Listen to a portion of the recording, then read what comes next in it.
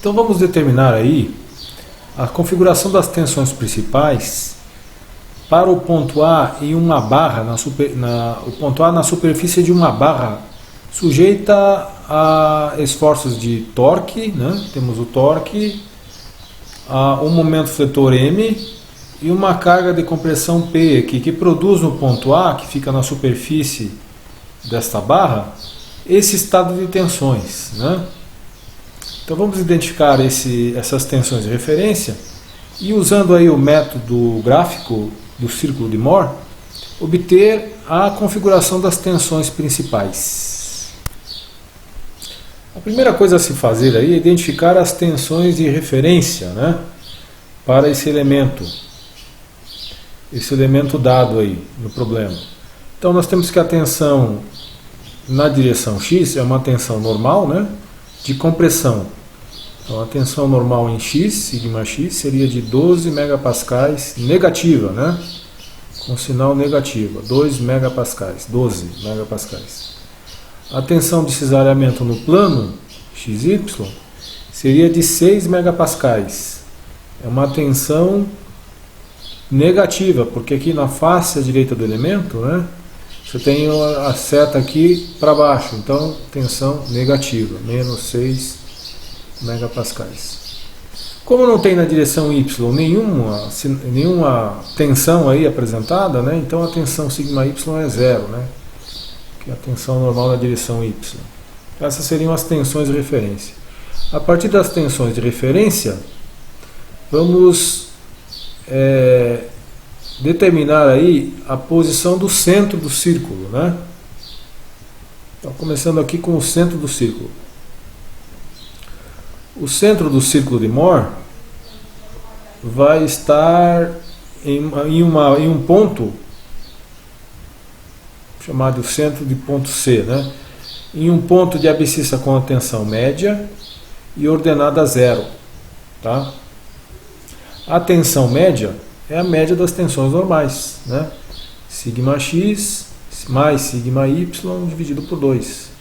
Sigma x é menos 12, porque é uma tensão de compressão. Sigma y é inexistente, portanto zero, né? Dividido por 2 vai dar aí menos 6 megapascais, é a tensão média, né?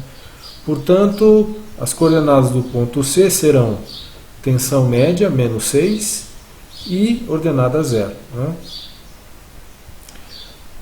Segunda parte aqui da análise, vamos aqui identificar as coordenadas do ponto de referência, que representariam aí as tensões de referência, né? Chamamos esse ponto de ponto A, né? O ponto, vamos colocar assim, ponto de referência, né? Ponto de referência, representado pelas coordenadas que seria o ponto A, cujas coordenadas são a tensão normal em x e a tensão de cisalhamento XY, né? Portanto, das tensões de referência, né, a abscissa seria menos 12 e a ordenada menos 6, né? Portanto, o ponto A tem a abscissa menos 12 e ordenada menos 6. Então, determinadas aí as coordenadas do centro, né? Vamos reescrever aqui. O centro tem coordenadas abscissa menos 6 e 0. O ponto de referência tem coordenadas menos 12 e menos 6. Né?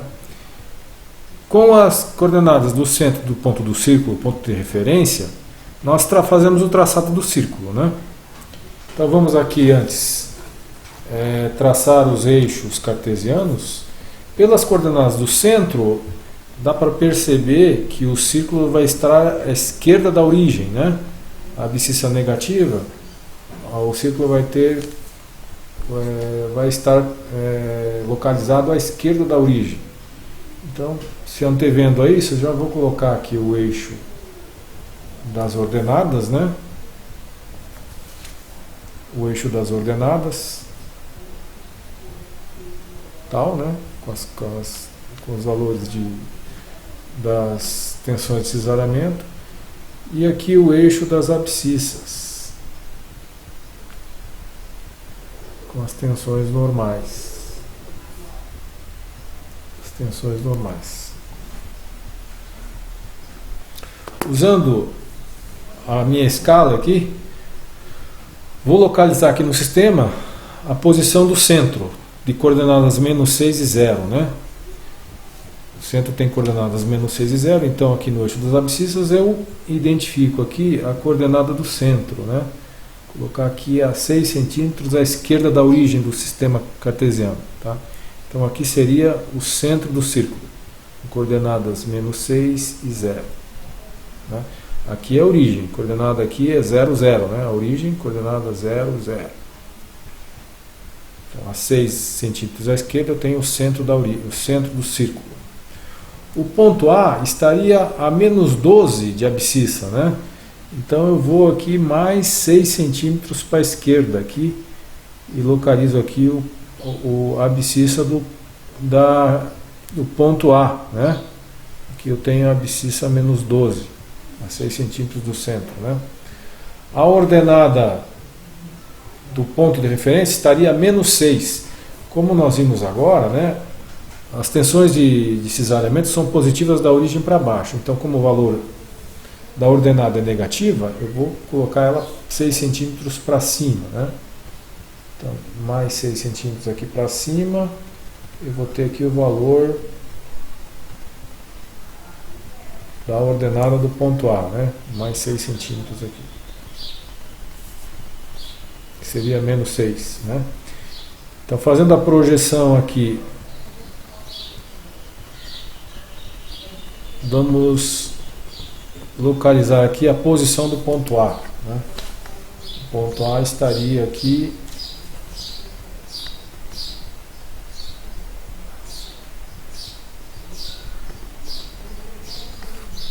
nessa localização, né? Então temos aí o ponto A com coordenadas menos 12 e menos 6. Tendo o centro e o ponto A, nós definimos o raio do círculo, né? Portanto, esse aqui seria o raio do círculo. O segmento que une o ponto C ao ponto A é o raio do círculo de Mohr, né? Esse raio poderia ser calculado aqui usando o teorema de Pitágoras nesse triângulo retângulo que se formou aqui, ó, né? Esse triângulo retângulo teria um dos catetos igual a 6, né? A diferença entre a abscissa do ponto A e a abscissa do centro, né? Eu tenho aqui 6 unidades, seria esse cateto. O outro cateto aqui seria a própria ordenada do ponto A, né? Que também é 6.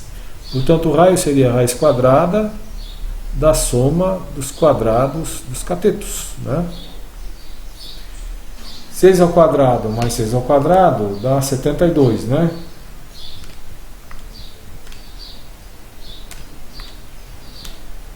A raiz quadrada de 72 dá 8,48. Essa seria a medida do raio do círculo, né?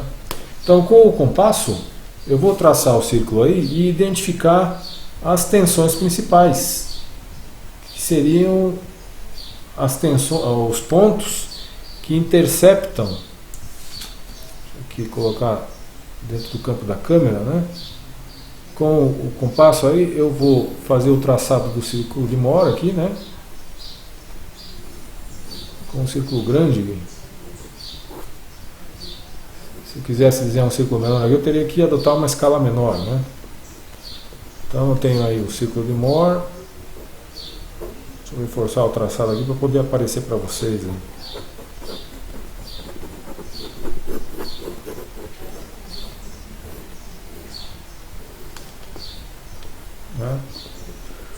O intercepto do círculo de Mohr com o eixo das abscissas vai me dar os pontos que representam aí as tensões principais. Deixa eu aqui prolongar aqui o eixo das abscissas.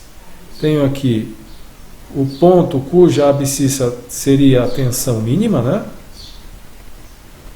E o outro ponto cuja abscissa seria a tensão máxima. Deixa eu prolongar aqui também. Então aqui eu tenho as tensões normais, né? E aqui nesse ponto a abscissa seria a tensão principal σ1, a tensão máxima, e ordenada 0. Como é que eu encontro o valor da abscissa aqui? do valor de sigma 1 e do valor de sigma 2. Sigma 1, em relação à origem, vai ser essa distância aqui, ó, né? Então eu sei o valor do raio. O raio é a distância entre C e esse ponto que nós chamávamos lá na teoria de ponto B, né? Então, a distância entre o ponto C e o ponto B, aqui eu vou chamar de ponto B, né? Seria o raio, né? O raio menos a abscissa do ponto C vai sobrar exatamente a distância que me dá o valor de sigma 1, né? Então, sigma 1 vai ser a abscissa do centro, né? Menos 6, mais o raio, né? A abscissa do centro mais o raio. O sigma 2 vai ser a abscissa do centro menos o raio. Isso aqui vai ser sempre uma regra. Você pode aplicar isso aqui sem medo de errar. Então, menos 6 mais o raio, menos 6 mais 8,48, vai dar o valor do sigma 1, né? Que vai dar 2,48 megapascais. O valor da tensão sigma 1. A tensão sigma 2 será menos 6 menos 8,48.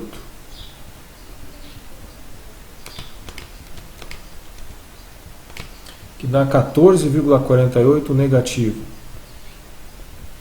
megapascais. Então temos aí o valor das tensões principais, usando aí o círculo de Mohr, né? Se eu quisesse desenhar aqui o elemento, a configuração das tensões principais, né, eu teria que conhecer aí o ângulo θP, né? No círculo de Mohr eu tenho o dobro do ângulo, que seria o ângulo entre a tensão de referência e aqui a reta suporte que contém aqui os pontos que representam as tensões principais, né? Aqui eu tenho o ângulo 2θP, né? Vamos chamar de P índice 2, porque ele conduz aqui para a tensão sigma 2. Esse outro ângulo aqui seria o ângulo 2θP1, porque é o ângulo entre a tensão de referência, né, segmento CA, e a reta que contém aqui a tensão máxima, né, no ponto B. Certo? Como é que eu encontro aqui o valor do ângulo 2θP2? Por arco tangente, né? Tangente de 2θP, índice 2, né? Tangente de 2θP2 é cateto oposto sobre cateto adjacente, né? 6 sobre 6, que é igual a 1, né? Portanto, arco tangente de 1 vai ser quanto?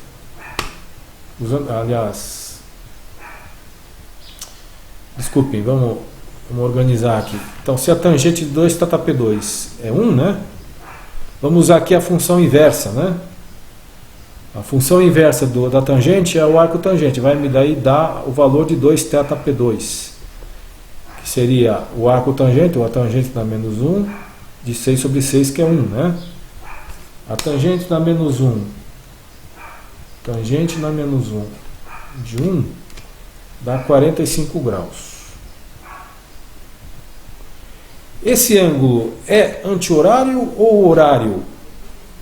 A resposta está no sentido que observamos aqui no círculo.